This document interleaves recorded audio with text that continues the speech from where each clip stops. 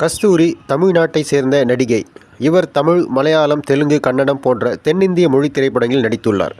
இவர் 1992 மிஸ் மெட்ராஸ் அழகி போட்டியில் வென்றுள்ளார். இவர் பிறப்பு 1 மே 1974. இவர் பிறந்த இடம் சென்னை. இவர் கணவர் பெயர் ரவிக்குமார். கஸ்தூரி மே 1, 1974ஆம் ஆண்டு சென்னையில், தமிழ்நாட்டில் பிறந்தார். இவர் 10ஆம் வகுப்பு மற்றும் 12ஆம் வகுப்புகளை சென்னையில் படித்து முடித்தார். 10 மற்றும் 12ஆம் வகுப்பு பொதுத் தேர்வில் பள்ளியில் முதல் மதிப்பெண் எடுத்து தேர்ச்சி பெற்றார். இவருக்கு ரவிக்குமார் என்ற கணவரும் மற்றும் 2 குழந்தைகளும் உள்ளனர். இவரது கணவர் அமெரிக்காவில் மருத்துவராக பணிபுரிகிறார். இவரது திரை வாழ்க்கை 1991ஆம் ஆண்டு இயக்குனர் கஸ்தூரி ராஜா என்பவர் இயக்கிய ஆத்தா உன் கோயிலிலே என்ற திரைப்படத்தின் மூலம் நடிப்புத் துறைக்கு அறிமுகமானார்.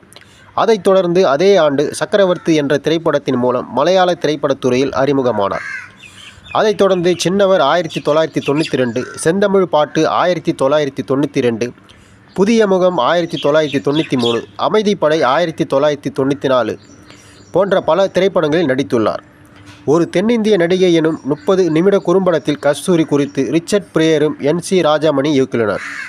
கஸ்தூரி சிறிது காலம் திரைத்துறையிலிருந்து விலகியிருந்தாலும் தி பைபாஸ் என்னும் இந்திய குறும்படத்தில் 2010 தமிழ் படத்தின் வாயிலாகவும் மீண்டும் நடிக்கத் தொடங்கினார்.